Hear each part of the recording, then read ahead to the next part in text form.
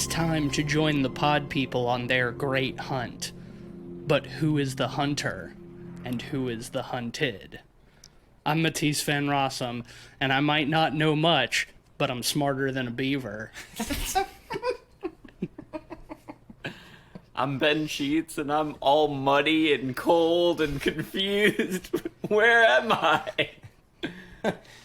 Hello, I'm Cleveland Mosier, and I'm a space bounty hunter fighting with nanobots, and, wait, never mind, that's the wrong prey. It's the wrong intellectual property. Sorry, my bad. What a deep cut that nobody will remember. No. Literally nobody. Well, the nanobots, because there is that one. That is that other prey. We've got all the boys back in the same room again. Ben's back from his vacation. We're all here together, and we just watched Prey, the 5th installment in the Predator franchise, if you're not counting Alien vs. Predator and Alien vs. Predator Requiem. Yeah, please don't count them. Which I don't think we're counting. But yeah, this is the newest Predator movie, directed by Dan Trachtenberg, and it just came out today as we were recording, streaming on Hulu. And before we start talking about the movie itself, let's start there. Because I think that has been a concern of ours for a long time, for as long as we've been aware of this movie's existence. Why the fuck is it being released on Hulu? I think a lot of people have been asking that, especially in the build-up to this movie, as people have been getting like previews and stuff of it. It's like, why is this not a theatrical release? Well, I decided to get off my lazy ass and do some research today. And by get off my lazy ass, I mean sit on my lazy ass and look at my phone to figure out. So brave of you. Yeah, right. I did investigative journalism. And by investigative journalism, I mean I read one article on Polygon.com. But it told me what I needed to know. And so... Okay, why the fuck was this not a theatrical release? Well, it's not because they intended this movie originally for Hulu. This is a 20th Century Studios production, formerly 20th Century Fox, which was acquired by Disney like 2-ish years ago, I want to say. I think in 2020. Yeah, why isn't this on Disney Plus? Internationally it is. But, really? But Disney owns controlling stake in Hulu. Yes, they do. So that's where they dump their their properties that they own that are not like what they consider family friendly. They're movies for adults. They're movies for adults. Like I said, internationally, this is on Disney Plus. That's how they do all of their stuff outside of America. But in America, they keep all of their quote unquote adult films off of Disney Plus and put them on Hulu. Apparently, when 20th Century Fox was acquired by Disney, there was a sort of grandfathered in contract that they already had that 20th Century Fox movies that were released in theaters would, after their theatrical run, be streaming on HBO Max. And that was grandfathered into the contract with Disney that any 20th century properties that were in production before or when the deal happened, that would hold true as well, that they would stream on HBO Max. That was the case with like Nightmare Alley, Steven Spielberg's West Side Story remake. These are all 20th century films, but they stream on HBO Max. And so Disney said about this movie, Prey, no, fuck that. We don't want this streaming on HBO Max because we don't own that, so we're not going to give it a theatrical release, which thereby voids that contract, and they can stream it on their subsidiary Hulu. So that's why this didn't get a theatrical release, because if it did, it would have to go to streaming on HBO Max afterwards. As shitty as that is, because it does suck that this wasn't in theaters. This movie deserves to be in theaters. Awesome in theaters. This was a theatrical movie for sure. I will say, I almost feel like we're at the end of the streaming bubble in some senses. Something's happening. Netflix is collapsing. Is tanking. You know, HBO Max is kind of getting merged into Discovery Plus, allegedly. And they're pulling down a lot of their content. A lot of their well. streaming-only movies that have already been released have been pulled. Stuff like American Pickle is gone now. Is it? Stuff that, they've been quietly, over the last week or so, at the time of recording, been removing some of their stuff from streaming that was streaming only to begin with. Unless you have a torrent of it, you can't fucking see that shit anywhere now. And finished movies are just being shelved for tax write-offs. Batgirl and that animated Scooby-Doo movie. I think there was a House Party remake that got shelved like a week before it actually was set to come out on HBO Max. I'm gonna be real. Yeah, I hate this, not necessarily solely because I don't get to see these movies, right? Like, unless, like, for some reason. Yeah, I don't like, really give a shit. I don't really give a shit about the Batgirl movie, but the precedent it sets that you can create an entire movie, have hundreds of people working on it to create something that they're assuming that people are going to watch, because that's what happens when you make a movie or a TV show or something, and the company that owns it being like, nah, this will make us more money if we shelve it and write it off on taxes. Yeah. Like, that's fucking bleak, man. Is bleak. That's and, fucking like, bleak as shit. Even if, well, see, what's so weird about it is, like, normally, etiquette is the wrong word, but, like, the strategy is you release it anyway because you can write off the failure. But if you don't release it, you can't write it off as a failure. Like, so that's where I'm kind of confused. Hollywood accounting, you can write off. Because for streaming especially, they have projected amounts for a certain amount of years that this movie will do, quote unquote. So if they shelve it, they can say it didn't do that projected amount, so we can harvest that as a loss. Yeah, it's a guaranteed way for it to underperform. Yeah, by never releasing it, by ensuring that it underperforms, because nobody you wouldn't fucking be able to sees collect on it if, like, you just straight up don't. That's just fraud, right? Like, it's Hollywood accounting. Or the allegedly would that? Well, that's the thing. That's the thing is there's no way to prove that they shelved it for tax purposes and not because it tested poorly. And that's, of course, the excuse that, like, Warner Brothers is using with the Batgirl thing is like, oh, it tested poorly, so people don't want to see it. Yeah, and it probably did test poorly. You know, that there's probably a grain of truth to that, but even so, like, Jesus fucking Christ, Morbius got released in theaters twice, you know, and no disrespect. Well, it made money too. It made enough. They're probably gonna make a sequel. Some disrespect, but like, comic book people are like the most easily entertained people on the fucking planet. I'm sorry. Like, it's like, no matter how badly Batgirl tested with, like, focus groups, tons of people would watch that shit and clap like seagulls. What they would also do is, like, they would get mad. They would get mad but still watch it. Oh, yeah, exactly. Because, like, there's a lot of, it's like, hate watching is also, like, well, and that's sort of I think that's like the Cowboy Bebop series and stuff, like, still, like, made returns because of, like, all the I hate watched the entire Resident Evil Netflix series. Exactly. You're part of the problem. I am, and I acknowledge it. I fess up to it, you know. See, I almost, there's a conspiracy theorist part of me that thinks that they might just be putting this story out as kind of a marketing play for Batgirl. You know, think like the Snyder Cut. Exactly. Like, I was thinking the same fucking thing. Get people riled up being like, no, you can't do this, and be like, oh, well, I guess they really wanted it. Well, a million people signed this petition, so I guess now that you created your own marketing bubble for it, I guess we can release it. Streaming numbers on what will probably be a shitty movie. Yeah. It is a scary precedent, though, and the reason I brought it up was, you know, Prey, thankfully, it came out right at the right time, because any later and I'd be worried about it even coming out. Yeah. No, Yeah. I mean, we are sort of teetering on the Thankful for brink, but also like the time that it's coming out right now, you know, very beginning of August, like this is the perfect time to release it in theaters. Like we're post summer blockbuster, you know, we're in the end of the summer season. There's nothing really that it has to compete with. Like Nope is still in theaters, but that's been out for like 3 weeks now. You know, so you know, everybody's seen it. Like this is the perfect time for this movie to be in theaters. Yeah. And I do wish that it was, because man, this would have been a fucking fantastic movie to see in the theater.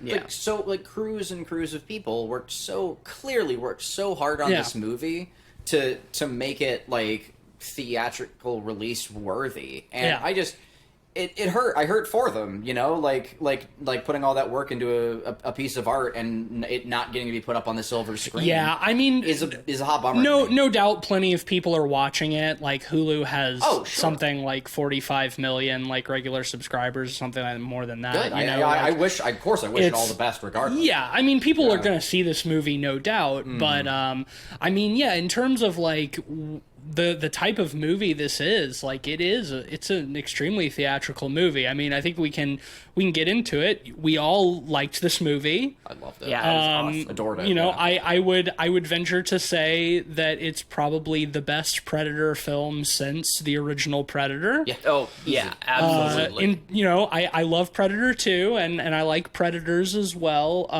But I mean, just in terms of quality, I mean, this is the next best thing from the original, and I think it's a worthy legacy to the original as well. For those who are somehow unfamiliar, it is set in 1719 in America, in the Comanche Nation, and it is about a young Comanche woman fighting the Predator, and that's it. That's really all it is. That's all it needs. And that's all it fucking needs to be. Yes. That's all it fucking needs to be. The original Predator is a masterclass in simplicity and efficiency.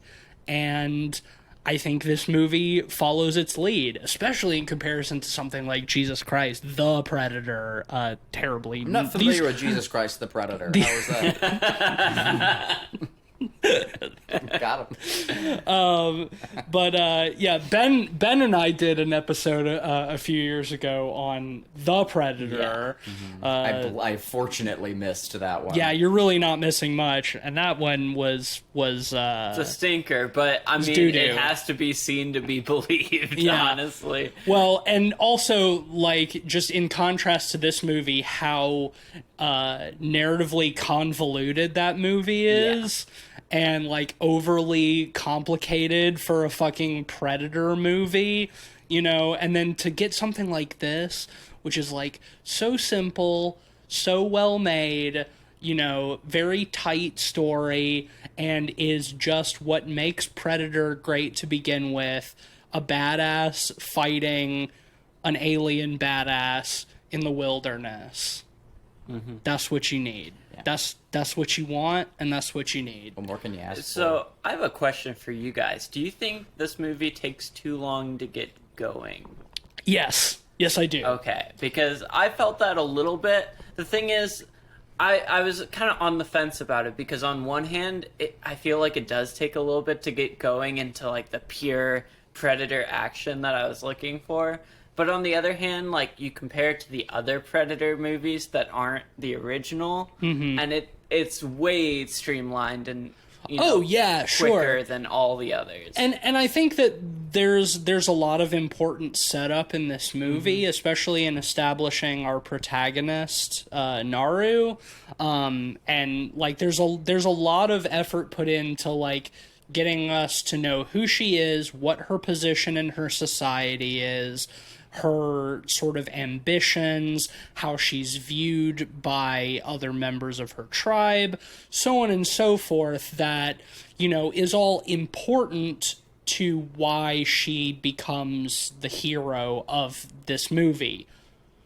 That being said, I do think it's a little slow to start.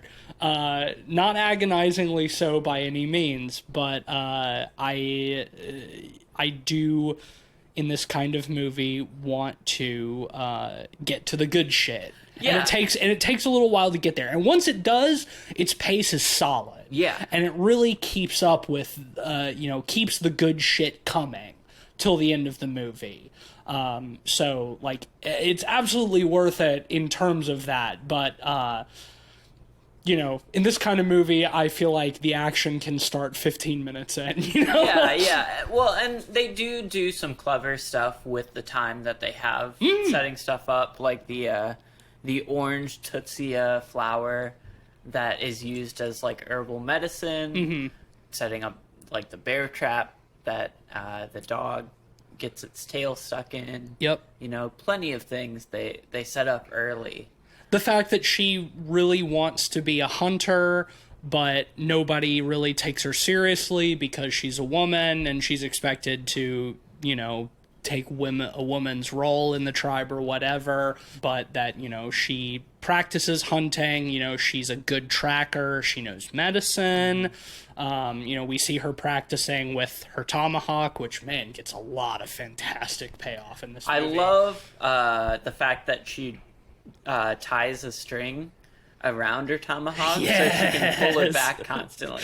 So it becomes like a chain weapon. But it's something that I've never really seen in a movie before. Yeah, it reminded me, of all things, of this video game from, like, the mid to late-ish aughts called Red Ninja End of Honor, where you play as, like, this, like, ninja sort of geisha character, and she has, like, it's a kunai, like, knife, but it's on the end of razor wire.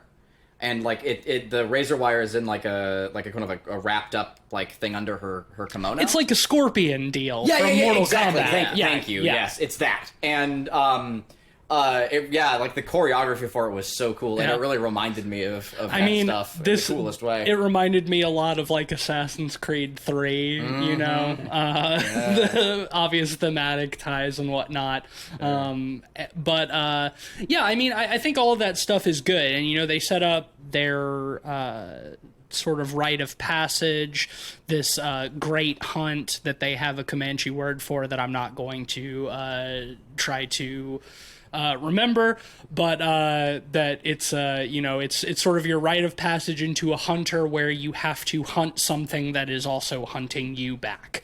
So it's like that setting up, like, okay, so she's gonna be hunting the predator that is also hunting her. You were mentioning while we were watching that it felt a little sentimental. A little more. I think I described it as a little more heartfelt, sincere. Yeah, because there is kind of this sort of emotional through line. She has this little bit of tension with her brother, who doesn't think that she has what it takes to be a hunter, so on and so forth, and they're out hunting, like, a mountain lion that's attacked one of their friends, and she's squaring off against the mountain lion, and she gets distracted by the predator off in the distance doing something, and she falls out of the tree and hits her head on a rock and has to be carried back to their camp, and you don't have what it takes, you let yourself get distracted, so on and so forth. And it's like that's all part of it. It's like it feels like this is going to sound a little weird, but it feels like a real story with, like, an emotional through line, but I say that as kind of like a criticism. Small point on that area. First off, and then I'll have responses. I really like how she's distracted by the elk, by the sound, like the sonic boom of the ship coming in.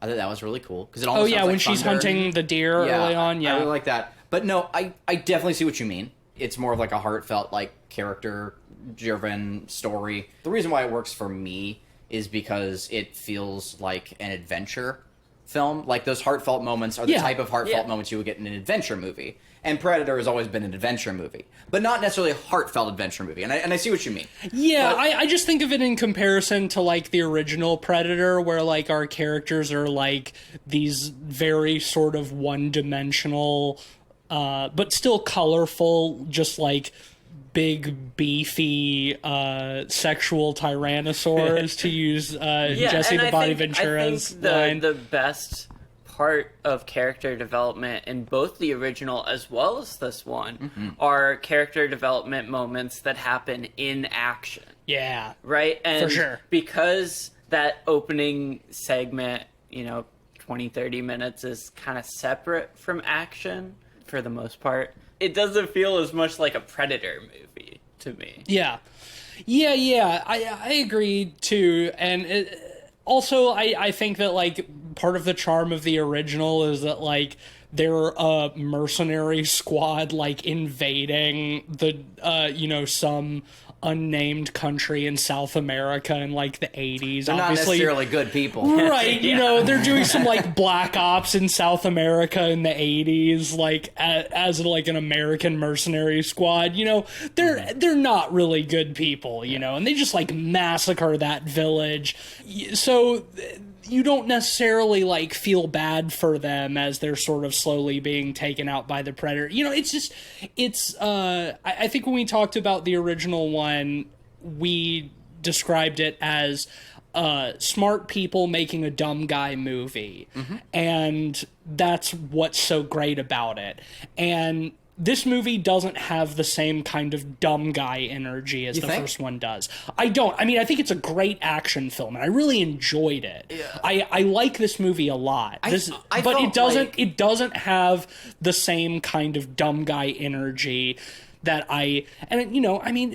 of course it's obviously a different setting, a different kind of character, a female protagonist who has, like, something to prove in, like, a very sort of, like, masculine driven society. Like, it has different goals, but that kind of, like, dumb machismo is something that I think is sort of inherent in the Predator franchise, and it was missing from this. And that is ultimately a very minor critique, because I like this character a lot. I think she's fucking cool. Yeah. And the actress is really good, and she has so many fucking, like, awesome, really badass moments, Earned too. Yeah. It's just there's kind of a part of my brain that has to reconcile that it's, like, a good Predator movie without, like, the like dumb ooga booga kind of vibes, that I associate with having fun with a Predator movie. Yeah, so what I do agree, like, in respect to, like, the main character, like, it doesn't feel dumb guy. No. Well, it's important. I think it's important to her character that she's not a dumb guy, Yes. But like, that's sort of the whole point. Of course, absolutely. But in respect to, like, the action and, like, the delivery, that all felt like the set pieces themselves and the choreography, that felt like really fucking smart people blocking out these sequences. Oh yeah, for the dumbest payoffs, and I thought that was pretty great. There are some dumb payoffs in a really fun way in this movie, plenty of them. There's definitely some dumb guy logic later on, but I think that's that's another important, like, thing to bring up in comparison to the first one, is that, like, the action in this is, like, really smooth. It's very choreographed. It's like really trackable too, which I love. It's like fight scenes. It's like there's especially, like, one sequence that's all done in one take, or the illusion of one take, that really reminds me of something like John Wick, like, really fluid and smooth with a lot of, like, really cool stuff. Whereas, like, the action in the first Predator is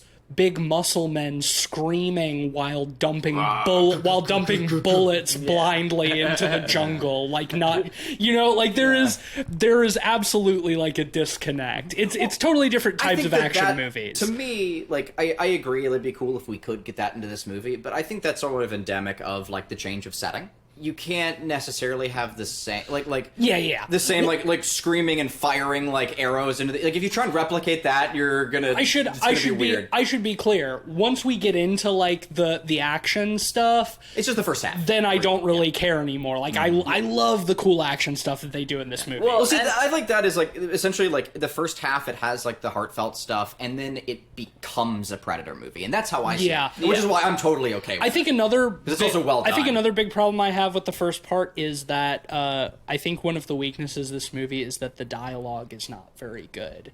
I think it's clunky, and I think it's very on the nose.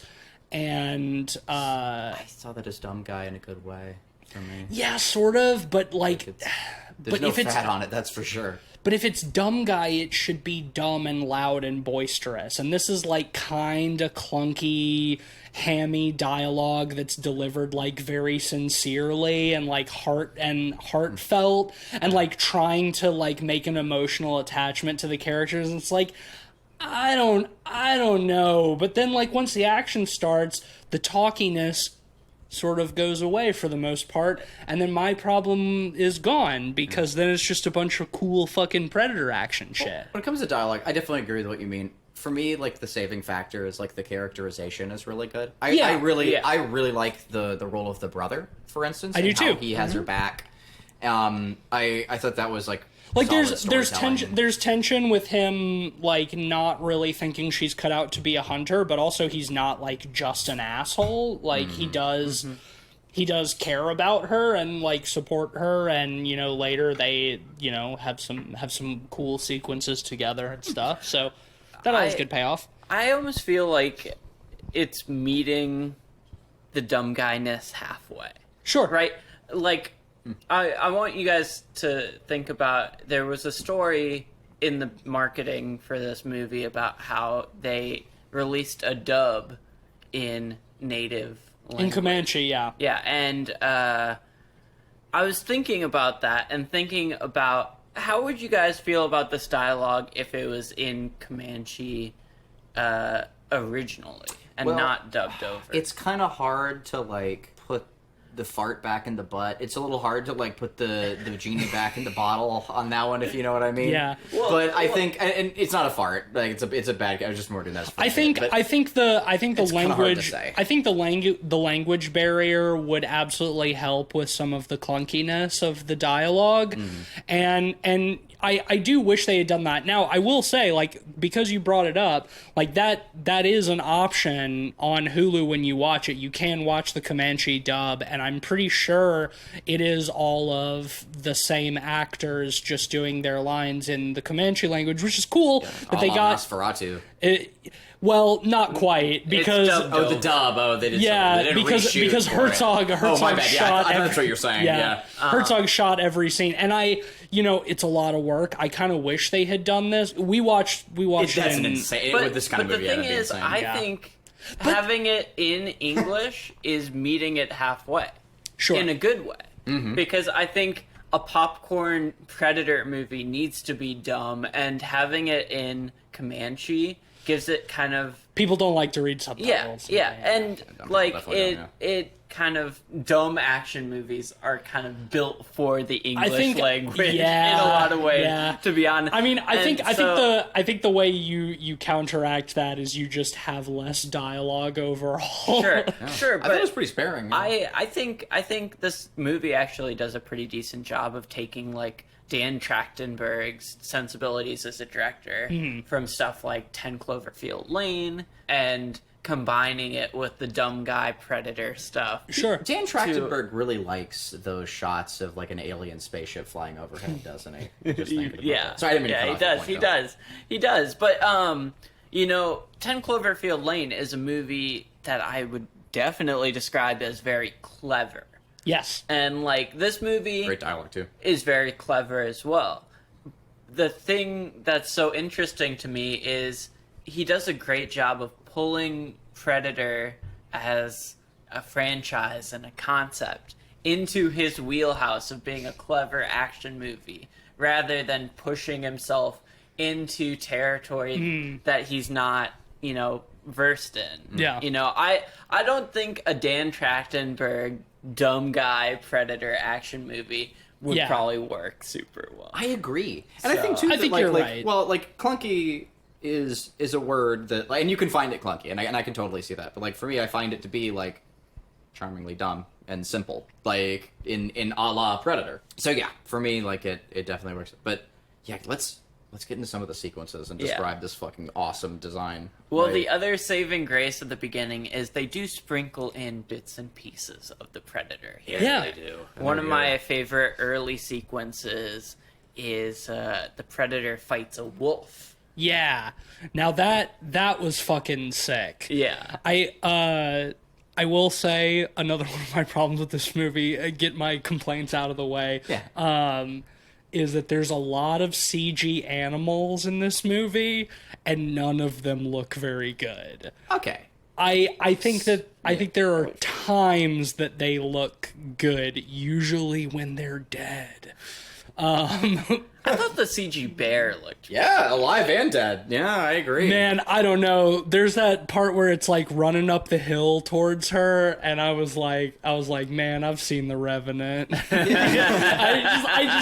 thought it didn't look fantastic. And there's a rattlesnake. Yeah, it's far better than the snake. I think the didn't snake look is rough. I think didn't look fantastic. See, here's my thing, right? Like, I think didn't look fantastic is a fine way to put it. Like, especially the rattlesnake, it's like, oh yeah, that rattlesnake is definitely made in Unreal Engine. Like, I've certainly seen worse. I've certainly seen worse. Sure. I've seen better too. His Dark Materials is probably like an example of like the best in the industry right now. HBO like, budget. Yeah, that HBO budget, like those the guy's like snake pet that he has in that, Yeah. that's some of the best I've ever seen. Like when it comes to like CG animals. Yeah, sure. But that is also, like I said, the best I've ever seen. And like, yeah, compared to that, sure. Do I think it's bad? I don't. I think like you can tell that you can look at it and you can tell that it's CG. And like if that's the litmus test, sure. But for me, that's not. Like I'm okay like being able, like as a special effects person, like I'm okay like being able to tell, you know, if it is, as long as like it serves its purpose and it's fun to look at and it doesn't look janky and bad. Here's what I think does it the ultimate disservice and really makes the, I'll just say, less than spectacular quality of the CG stand out for me, is that the rest of this film looks incredible. Yes. Like, it is so nicely shot. And, I mean, in the same kind of way that, like, 10 Cloverfield Lane was, it's not, like, overly stylized, but everything is very crisp and clean looking. It's very well lit. Good sense of composition. The drone shots are gorgeous. Good sense of composition. Yeah, nothing too flashy, but it all just looks very good. And also, I mean, just like the extremely beautiful natural environments that they're in. It's John just Ford-esque. Yeah, you know? it looks fantastic. Like an old Western. It has the look of like a really good Western. And when you start inserting a bunch of Unreal Engine animals into that, I think it stands out more than it would in like a lesser film. Because you're right, like the animals don't, like, bad is not the right word, but not great is how I feel about a lot of that stuff. Y'all say that the bear looks the best. I honestly think that the Predator fighting that wolf is the best scene. Really? Yeah, I saw more strings with the wolf. I think that shit with the wolf looks the best. The joke I made during the bear sequence is like, damn, yeah, they spent all their snake money on the bear. Because I thought like when he picks it up and like it's wet fur and like all the water is coming off of it, like I thought it looked once incredible. it's dead, that shot where it's like lifting it up over his head and like dripping its blood all over it, the invisible predator, it's like making the outline. That looks cool. Yeah, it looks awesome. But again, the bear's dead and not moving at that point. I think it's when like chasing her and it's chasing the dog. Like, well, that's the other thing. Like, I think the best uses of CG in this movie are like the Predator's gadgets. Yeah, because they are awesome.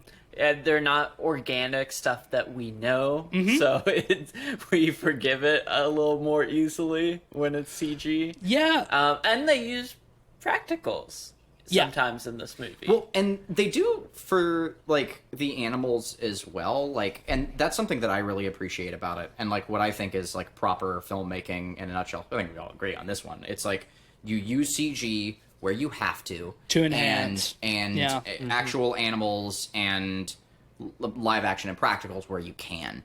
And they do here. Look at, like, there are so many phenomenal shots of real dogs and real horses in this movie. Like, and I know sometimes the dog isn't real also, but like... No, the dog and the horses are real, but also those are real animals that you can have on set because they're trainable. But you can't. You don't have a trained bear or a trained wolf or a trained mountain lion. You can't. They could have done this. I think they could have done the snake. I think it could have used a real snake, but they needed it to do something very specific. Because it's like there's like an ant and it like crawls up onto the predator and like it's invisible and then a mouse comes up and the mouse eats the ant and then it pans over and there's the snake and the snake bites and starts eating the mouse and then the predator like grabs the snake and stabs it. It's like yeah, we get it. It's like the food chain, the predator. It's about the prey. Themes. Yeah. It's dumb, but it's fun. That is some of the dumb guy shit, for sure. I will say, now that we've been talking about the CG so much, I'm just imagining them, like, Harryhausening the animals, having fucking claymation animals fighting the predator. That would have been so funny. Yeah. A claymation predator, too. Oh, yeah. Yeah. But yeah, I mean, there's some good practicals. I was a little worried about the Predator because for like the good first half of the movie, like it's always cloaked, so it's like that's of course CG, and it looks good. And the original was also. Yeah, not good though. Yeah, but then there is one particular sequence where like the predator fights like uncloaked and it's like, oh hey, that's a dude in a rubber suit. Mm-hmm. And it's got an animatronic mask on with little mandibles that move. Which means that officially this movie does count as a tokusatsu film, and that's fucking awesome. There you go. And that's all I wanted out of this movie was a really good American, like, fucking live-action, big-budgeted tokusatsu film, and I got it. And I'm really fucking pleased about that. Yeah, I mean, there's some later stuff where, like, it's not a guy in a suit, and, like, the face is not animatronic, but, they do it where they can. They do it where they can, and, you mentioned, like, the Predator's gadgets and stuff, and we're talking about, like, the guy in the rubber suit. That's some of my favorite shit, where it's, like, very recognizably like the Predator, but there's enough different stuff. Like it's got some new gadgets or rather I guess some old gadgets that we haven't seen before. And also one of the things that I thought was really cool and interesting is that the Predator itself unmasked does not look exactly like the predators that we're used to. Like there's some differences. It's got like more of kind of like a narrower, like elongated kind of skull. Its eyes are farther apart, like almost on like the sides of its head and deeper set. The shape of its mouth is a little different. And it's like, I think that stuff is cool because I think it sort of takes into account that like on Predator Planet or wherever they come from, predators don't all look the same. They're not all homogenous. There are maybe predator ethnicities, where they have some different like physical features. Or they experience with like bioengineering. Well, that was the other thing I was going to bring up is, does this film consider the Predator as part of the same canon? Because if so, in that movie, the whole thing is that the Predators take the DNA of like their greatest hunts and take them back to Predator Planet to like enhance their own Predator genome. So, if that is the case, then yeah, like this is 300 years in the past, so they've evolved since then. And I like that. That's kind of open to interpretation. I choose to believe that that this is just a different predator ethnicity than we're used to. I mean, I'd rather not measure predator skulls. What? You're not trying to do some alien phrenology? What I've always like, I think, and we I got my calipers ready. What's fun about like the predators and why like it's fun to make fun of them like that, I mean, apart from just not being real, is that they. I am making fun. I am because like we touched on this in the original one, is that like our GIs in the original film are in a morally gray area, but so is the Predator, right? Like they're still like a predator monster. It's a monster or whatever. But no, here's what I mean by that. The Predator's still the villain, sure. Is that like the Predator is also not just villainous because it's hunting them down and it looks like a monster. It's also villainous because it's sort of like acting as like the dentist who goes to like South Africa to hunt the lion, to poach. Yeah, you know what I mean? That's Predator's whole shtick. What I've always liked is thinking that like the rest of Predator society is like still like oriented around like capitalism. Oh yeah, they're very civilized. Yeah, like they sit in their cubicles all day. And it's like these and ones. Just a couple of these guys. Who, like, these ones that we're seeing are like the Jimmy Johns of the Predator planet. Yeah, just like a couple of like kind of broy like hunter dudes who are like, yeah, no, we're gonna do it like the way that like our forefathers did it. They put on their Predator MAGA hats and they go over to like hunt, humans. Like they're considered the Hicks. They take off all their clothes to fucking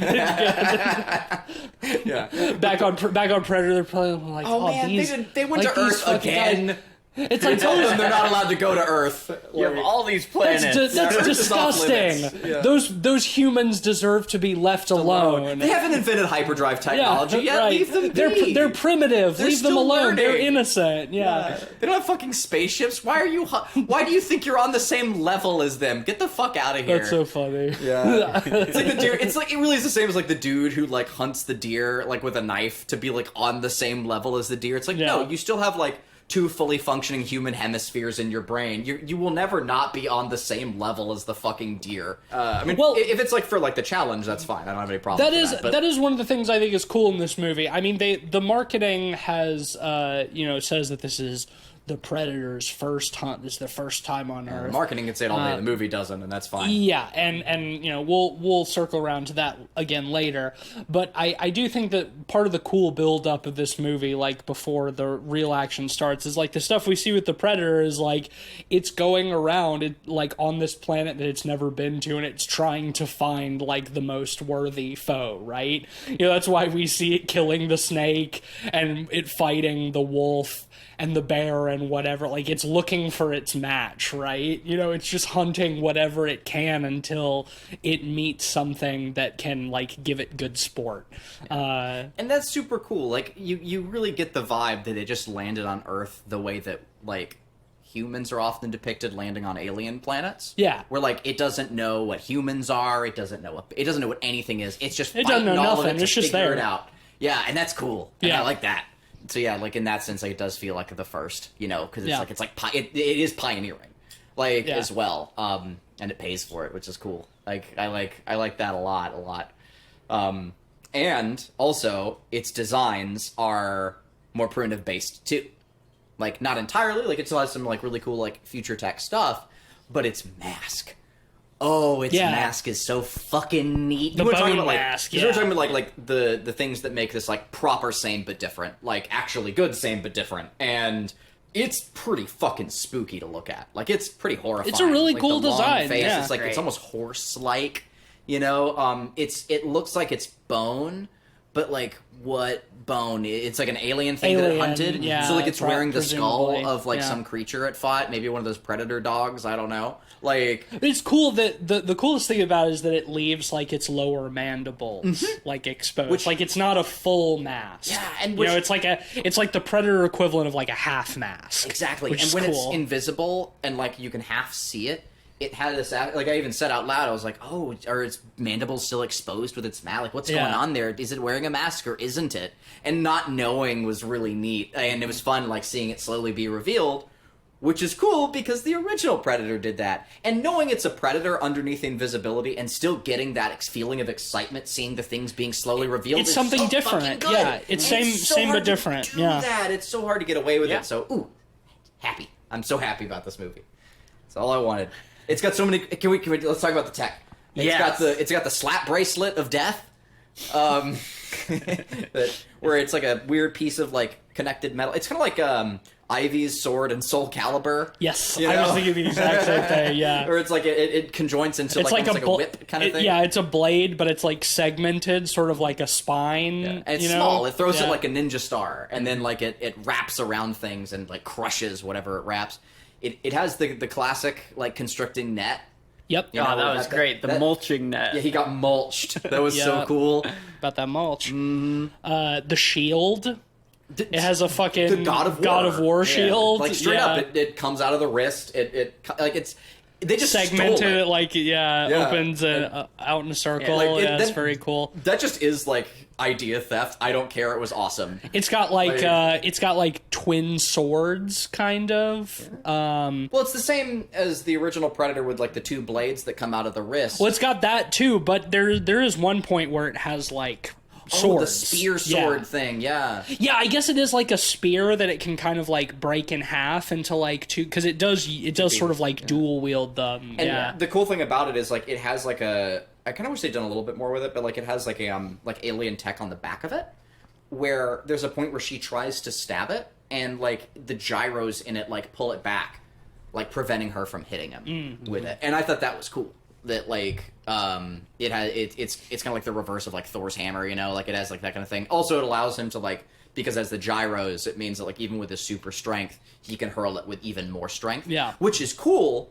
I didn't even think about this until now, but like that's extremely cool because it's basically like the sci-fi equivalent of an atlatl, right? Which was a massive advancement in primitive tech. I know that's some really hardcore nerd shit, but basically, like for those who aren't familiar, like you have like a regular spear that you can hurl, but an atlatl is basically like an extension. Where it's like you hold it and it kind of reverses back on itself, and you place the spear on it and you throw that. And mechanically, what it does is it gives you like another elbow of like torque. it's a slingshot for a spear. Basically, actually, yes. And I mean, you don't like pull it back, but like you just huck Same it. mechanism. But it lets you throw a spear like twice the distance you normally could with like twice the force. And essentially, like this is like the alien equivalent of that, and I think that's fucking cool. I just think atlatls are neat, and it was just kind of cool to see like it's like the gyros in it let him like hurl it extra far, or like kind of like offset like how he throws it, and we see it a few times where like it hurls people into trees and stuff, and it's fucking cool. My favorite same but different tech is it's of course got like the iconic tri-laser crosshair that, you know, the Predator is known for, but in like the old Predator movies is like that's just sort of for like aiming, and then it's got like the shoulder mounted like laser cannon.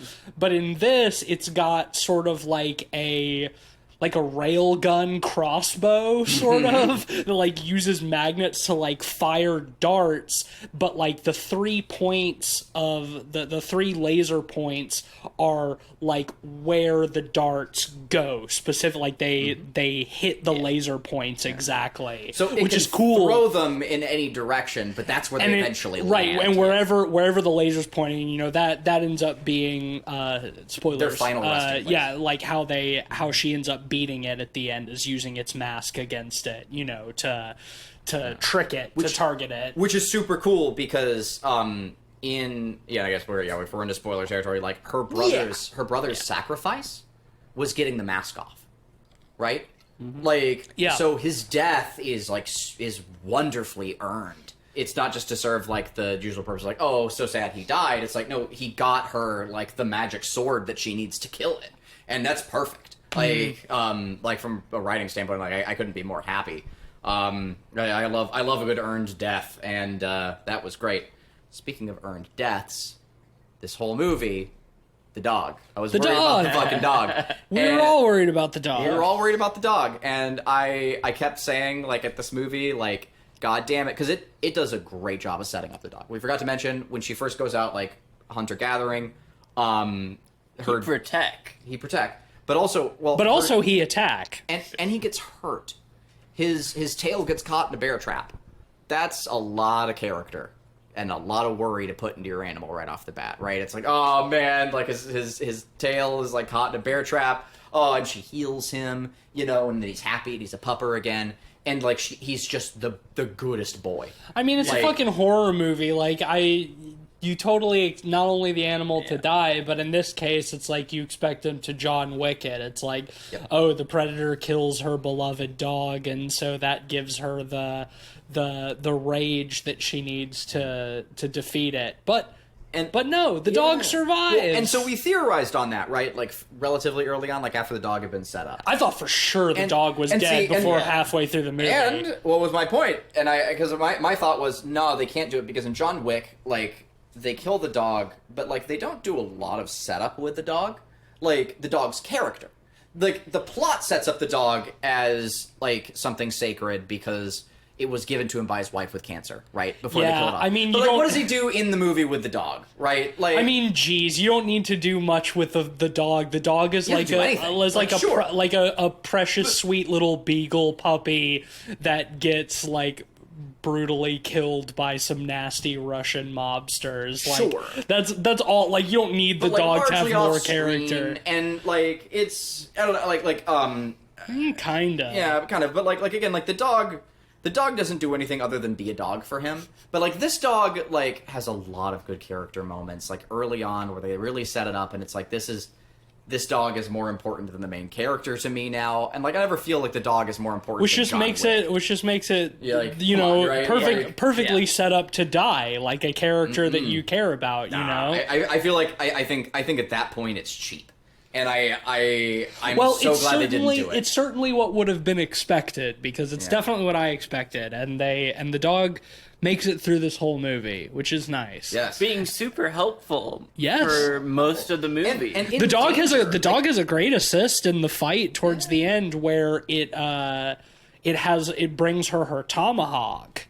She whereas like the predator is like in between them and the dog is like running towards her and has the tomahawk in its mouth. It's got the green predator blood on it. Looks great. And she like runs and then like slides under the predator and like gets the hand off of the tomahawk from the dog and like hits the predator in the leg like as she's sliding by. It's so fucking sick. Yeah. It's so cool. There's so much cool shit like that. The choreography is just it's really good. Yeah, it's really fucking good. It's all really smooth and fucking sweet and like she's got the tomahawk on a piece of rope, so she's like throwing it around, using it like a fucking whatever that medieval weapon is that's on a chain. Not a flail, but the other one. I don't know. But it's fucking cool. It's fucking sick. Yeah, it's like it's shame she never like did the get over here. Get over here. Well, they did bring back the line, if it bleeds, we can kill it. And, I think that brings me to what I want from this franchise in the future. Let's talk about that. We're all on the same page on this one. Yeah. We're all on the same page. So the marketing is all like, oh, well, this is the Predator's first hunt on Earth. Fuck that. I think from this point forward, any new Predator movie should just be basically this same movie in a different place on Earth in a different time period. Keep it fucking simple. Keep it to basics. I want to see fucking the Predator in feudal Japan. I want to see. I want to see the Predator. Viking Predator. I want to see the Viking Predator. I want to see ancient Greece. I want to see the gladiators fighting Predator. I want to see a pirate Predator. I want to see pirate Predator. Caveman Predator. I want to see Aztec Predator. Ooh, that would be good. Yeah, and we kind of get a little bit of that in AVP. Yeah. Yeah. Fuck off. Fuck off. Antarctic Predator. Oh, wait.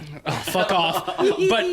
But my point is that I want, from this point forward, the Predator franchise to do just some badass in some part of the world in some time period fighting the Predator. The through line, other than the fact that it's the Predator, is every single one of the movies someone has the line, if it bleeds we can kill it. In every single one. Yes. Always. And I'll stand and I will fucking clap. Somebody has that line. Care. If it bleeds we can kill it. That is the ethos of the Predator franchise. Is if it bleeds we can fucking kill it. And yeah, I agree. So in other words, in short, Assassin's Creed this franchise. Yes, Assassin's Creed this fucking Let's do it. franchise. This is about the only time that I would advocate for Assassin's Creeding anything. Yeah. Literally anything. Even Assassin's Creed at this point. Even Assassin's Creed. I'm asking... Listen, Assassin's Creed is Assassin's Creed out. Assassin's Creed Predator now. There we go. I'm speaking to you. I'm speaking directly to Ubisoft right now. Who I think do have in the past had video game rights for Predator. I don't know, but I'm speaking. I'm speaking to Ubisoft right now, and I'm just telling you, with Assassin's because Creed, there's a Tom Clancy game that had a Predator. Stop DLC. it. Assassin's Creed, stop it. It's done. We don't need any more of that. You're telling me to stop. I'm telling you to stop it, so I can tell Ubisoft to stop it. Assassin's Creed, enough. But Predator franchise, Disney. Where you at? Assassin's Creed, this shit. Where you at? See, what I've heard is the new Assassin's Creed is going to be a live service game, Assassin's Creed Infinity. So, like Fortnite, you might as well just throw all the IPs in there. Whatever. Throw Predator in there. Make that a thing. I didn't know that, and as much as I hate hearing it, also it does feel like the inevitable resting place of that franchise. Let's go ahead and put it in the dirt. Yeah, till Valhalla. It's time. Good job, you did It's it. time. Yeah. But Rest, the sleep, Predator. sleep. Well, I do think yeah, for Predator, it's time. in terms of what's next for this franchise, this movie does very much set it up for a continuation of this timeline / story.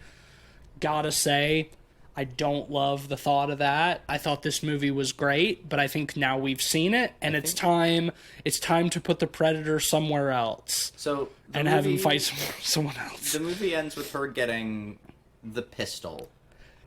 From Predator 2. Which I thought was genius. Because that's something we haven't mentioned is that there are some French colonists, some Lewis and Clark types who are fighting the Predator. A lot of them die. That's where a big chunk of the body count of this movie comes from.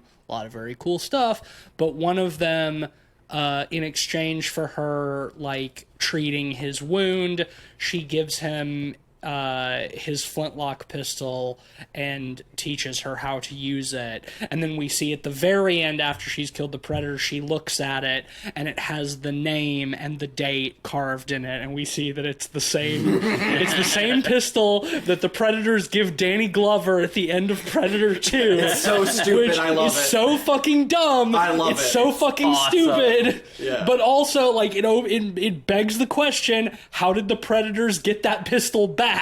How did they get it? I want to find out in feudal Japan for some reason. That's also the through line of the next movies. The gun is always there somehow. They're always there. Yeah. Even if it's in Peru in the year 750, the gun from 1719 or is just still one of there. the other Yeah, tiny bits of miscellany that's on the trophy wall.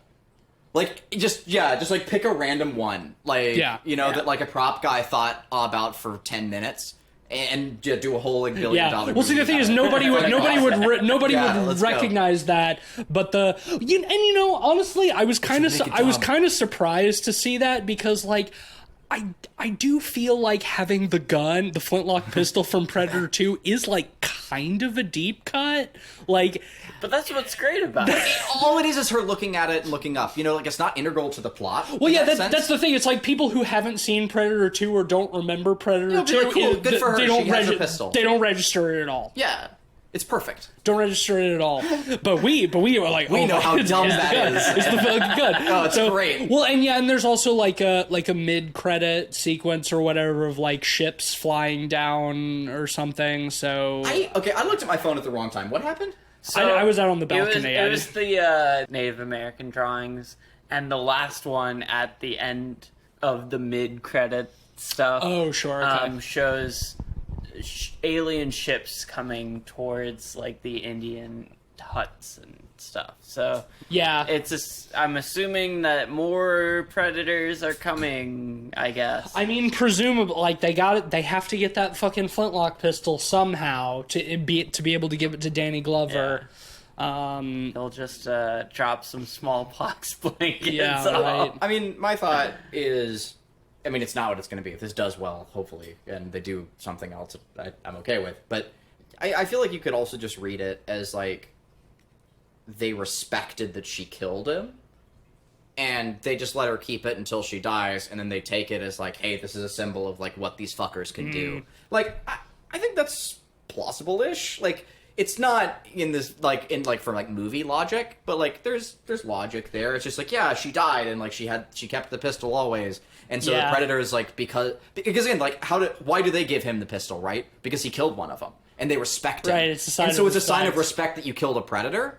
And this, now we So see, the like, sign how of it became respect is that that they symbol. come back and take it from her later after she's dead. Yeah, it's like, yo, like, they did it, and they Yeah, I don't put know. it in their shrine. I don't know. Yeah. Like, I mean, they obviously get it back somehow. All I'm saying is that in terms of this franchise, I don't need to see how they got it back. no. The ships are coming back, mean- so unless it's really dumb and involves realistically, Japan. the Predators all show up and they massacre the whole tribe and take all their I have- skulls and shit. I have like, another pitch for you here. all right. So the Predators, they get their trophy wall from a heist of the Smithsonian, National Treasure style. Bro, I literally pitched this in our episode on Predator 2. I literally pitched this idea. We literally were joking that while the Predator in Predator 2 was out fucking with Danny Glover, the rest of them were hanging out back at the ship smoking weed, and they decided to break into the museum and steal all the artifacts. See, that's the movie I want. This is There. This has already been pitched on this podcast. Intellectual property. TM. T-Sim. T-Set. Yeah, that's what that stands for. T-Smark. And the M stands for Matisse. That's right. Tease Matisse. That's my trademark. Yeah.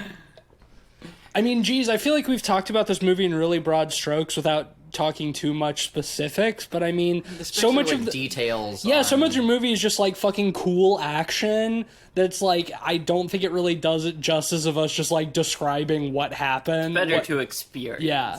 Did y'all have any other specific things you wanted to talk about, or do we just want to rate this and say like, hey, big recommendation, go check it out. It's a good action the thing movie. about action movies is to describe them in rich detail is to sound like an 8th grader. Like, I think it's always somewhere it's like, oh, he ducks there, and then he throws the thing. Like, at a certain point, like, we've hit the broad strokes of the movie, like, just watch the fucking movie. Yeah. I don't think there's much point in us describing the action, the amazing action I mean, yeah, it's really streamlined. It's, you know, it's simple, it's clean. There's a lot of fucking sick action sequences. There's a really great, I think the highlight is the scene where they've been captured, her and her brother have been captured by the French, and they're using them as bait to try to get the Predator in this sort of like burnt out forest, like this burnt out glade. They have them tied to a tree while the Predator is just massacring people. She tells an anecdote about a beaver that she saw with its leg trapped and it was flooding and it was going to drown, so it chewed its leg off, and she makes it like she's about to stick her arm in the bear trap to cut it off, but then it just cuts the rope and they're free, and she says, I'm smarter than a beaver.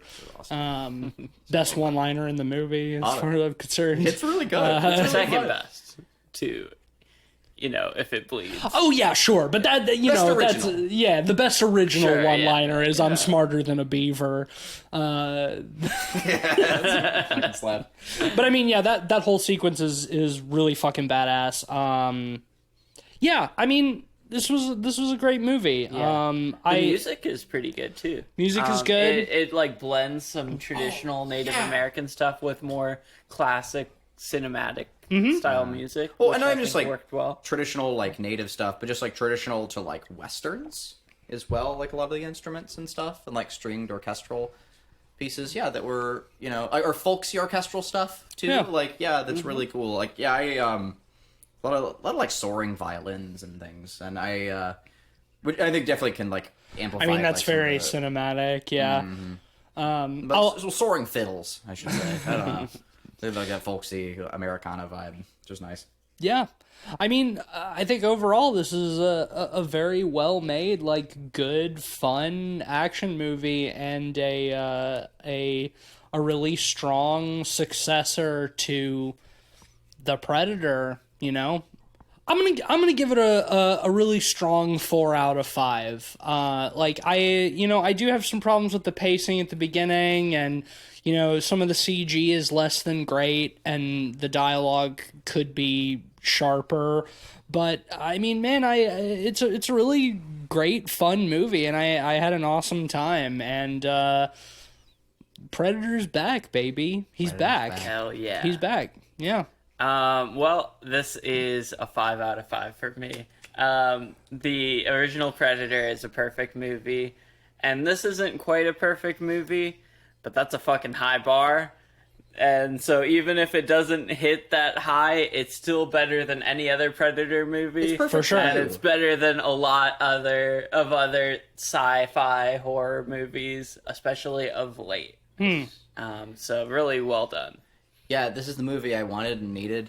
It's a rare thing to hear about a film that's going to be direct release on Hulu with such a cool premise, and actually getting that premise fulfilled in all the ways I was hoping for and wanted. It was exactly what we were looking for. That really. I adore. Think in the age of Star Wars' corpse being fucked to death, it's just so nice for a classic franchise to get the love and respect in all the right ways that it deserves. Yeah. I mean, Mandalorian's fine, but man, I just it's everything I wanted. And in respect to the CG animals and stuff, for me it's I think that the CG the transparent CG of the Predator in the original is kind of hokey, and you can see the strings there. And so I'm not gonna. And yeah, it might have been great for the time or whatever, but even still, I really. don't. Yeah, it wasn't really. Right. Yeah, good. I'm glad you're on the same page with that. So for me, for the same reasons, I gave that a 5. I'm not going to let that stop me from giving a 5 in this sense. I loved it. It's a new favorite tokusatsu film for me, and as someone who's been watching a decent amount of that lately, yeah, I'm really pleased. Anything with dudes in rubber suits with an R rating on it is a win for me. Well, I'm sorry to be the stinker that keeps this from a golden pod. If I had given it a 4.5, I would probably bump it up to a 5 for solidarity. But I do think that I agree the original is a perfect film, and though this is unquestionably the best successor to that and the best movie since it, it's not a perfect film. It does not capture the same magic that the original Predator does, so I gotta give it a little bit lower. But still, between the three of us, that's an extremely powerful 4.7 out of 5 average for Prey. So I think a resounding recommendation. Absolutely. Certainly. You have some results for us? We did predict this. Yeah. So I'll start with our collective rating first. So I predicted this would be a collective rating of 4 out of 5. Mm-hmm. Tease, you predicted 3.5. And Cleve, you predicted 5 out of 5. Oh, nice. You were the one who had faith. I did. Where Ben and I did not. You had the faith. The premise was so good. A predator in the Comanche Nation is such a cool idea. And hot dog. The fact that it was coming to Hulu is what scared me. Yeah. And I'm happy to be wrong. Hey, and you know what that means? Happy to be wrong. There's still hope for that Hellraiser movie too. That's true. Maybe. That's also going to be to Hulu. There's hope. Yeah, so Rotten Tomatoes, I predicted 88. Tease, you predicted 63. And Cleve, you predicted 87. It is currently sitting at 92. Whoa! One of the highest of the year. I got that. 88. Well done. You did 87. Yeah. Well, I'm glad you did. Razor. I will say, this is. I mean, it counts since we're doing it now, but this is Rotten Tomatoes on the day it comes out. Yes. I have a feeling that will dip over the next week or so. It did release to critics. True. Earlier. True. So. But hey, I mean, this is a fan great kind of movie. But honestly, though, great. I'm glad this movie's doing well. I'm glad people like it. I mean, Dan Trachtenberg is the man. And Man Trachtenberg. And he's on the fast Trachtenberg to success. And he delivered yet again with this one. And this is one of those situations where I am happy that my pessimism about this movie was unfounded. Hell yeah. I'm glad to be wrong in every regard. This movie was great. Next week is Cleveland's pick. Yes. Have you decided what we're watching yet? You know what? Yeah. You're doing it? Because you didn't give Predator a 5. Now you have to suffer. And we're gonna do Silent Hill Revelation. Oh man, I caught a stray on that one. Fuck all y'all. I'm doing Silent Hill Revelation. I've seen it twice already. I can't be hurt again. I'm immune. I've had enough of the poison. I've tasted enough of the poison to be immune to it. Fuck all y'all. Fuck. Yeah. Oh shit. Should have given it. You should have not followed and stuck with your convictions. This is the first morbid sold pick. out. This is the first morbid pick of the year. Yeah. We're doing Silent Hill Revelation. Hey, it's cool. It has a Malcolm McDowell cameo in it. How bad can it be? Come on, it's got Malcolm McDowell. It's co-starring. So does Rob Zombie's Halloween. That also has Malcolm McDowell. It's I love Malcolm co-starring McDowell. the guy who plays Jon Snow. We've got it's a great movie. Pyramid Head comes back. It's gonna be really fun. It's a masterpiece. You said that with so much conviction. I'm gonna remember this. I'll get you back. Yeah, I'll get you back. Yeah. Might not be till next year, but I'll get you back. I could have picked The Fly 2. I could have picked. I would much rather watch The Fly 2. What are you talking about? Me too, but I would much rather watch I gave that. Prey a 5, so sorry, bud. Okay, fine. All right, fine. Fine. Next week we'll be talking about Silent Hill Revelations, I guess. Time to do your job. Right Make us now- some money. Yeah. But right now, we're going to be talking about the sponsor that is giving us the money to keep the lights on.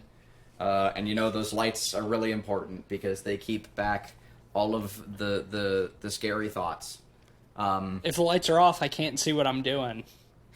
And this episode is brought to you by very on the nose. Wow, that is really on the nose. For this episode. Love when that happens. Yeah, it's on the very wet nose. This episode is brought to you by our co-star of Prey, a dog with the tender smile of a child. See what I did with the wet nose? See what I did there?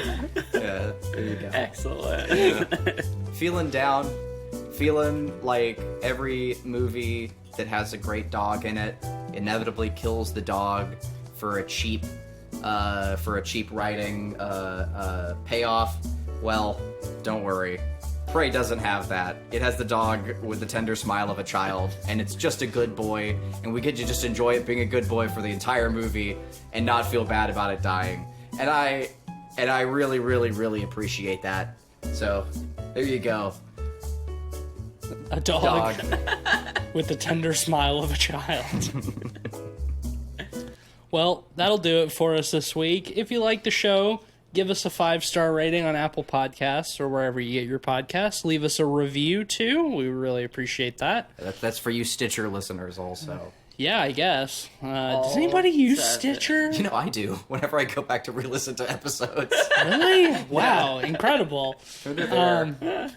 Well, if you're listening on Stitcher, we appreciate that, I guess. Yeah. Thanks, me leave from us the future. leave us a review, I suppose. I've never used Stitcher. I don't know how it works. You can also Same support as us. You can also support us on Patreon at patreon.com/podpeoplepod.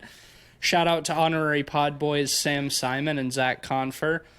Much love and appreciation unto you, as always. Hit us up. I want to know what y'all thought of Prey. Yeah. Tell us. Y'all know where to Honestly. find us. I like it. You can also follow us on Letterboxd at letterboxd.com/podpeoplepod, where you'll find a list of all the films we've talked about on the show with our average ratings and links to those reviews. On Twitter, I forgot that, at podpeoplepod. You can follow me on Twitter at SomeSpookySnake. And this is a reminder, if you are listening to this episode when it comes out, this weekend, this Saturday at 6 p.m. Eastern Time, inaugural Spooky Saturday stream, I'm going to be playing the Bloober Team Blair Witch game. twitch.tv/somespookysnake. Come hang out and watch me maybe get scared by this potentially scary game. We'll see. I'll be tuning in. Oh probably. yeah, Ben. We can probably get Ben on mic, and if Cleveland's not doing anything, maybe we can get the whole gang on mic. We can all hang out and play Blair Witch. Just say, what day did you just say? The 10th, Saturday. Saturday, August 13th. Oh. When this episode comes out, that is this weekend. This is not the only one. Again, twitch.tv Friends both.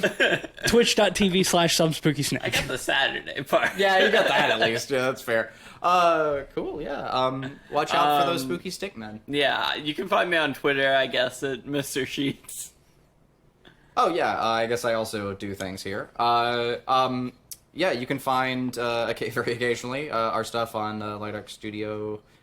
I guess.com. Also, we have that website. You can find us on our Discord. We have a website. But I never plug, and I probably should. That's probably a better place to find our stuff than Twitter. And then It's also got links to the Discord. Yeah. And then for all the cool stuff on It Stares Back, the thing I mentioned at the end of every podcast, and you can also find my work on dreadxp.com as of now and well into when this releases. The Mortuary Assistant is out. It's phenomenal. People fucking love it. It's going to be, in some small respect, paying my bills for a minute. So please go give it some support and love. It's an amazing game. We're all super proud of it.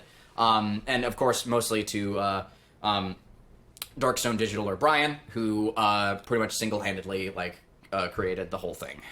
It's phenomenal work. Big ups. And, honestly, massive ups. It's a masterpiece. It's very good. Yeah, it's super good. It's got some really cool, Sam Raimi almost-esque corpse scares in it, but with more of a serious tone. And it's earnestly terrifying. I was mortified the whole time I was testing it and helping out on that front. And, if we get some people coming to Spooky Saturdays, maybe I'll play Mortuary Assistant at some point.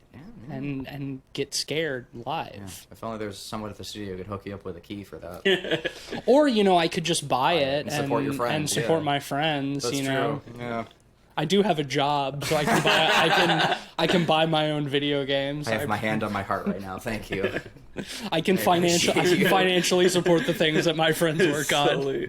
Salute. And you listener can too. You can, there are many ways that you can give us money. Head up our Patreon. Buy the game and give Cleveland and the studio money. Whatever.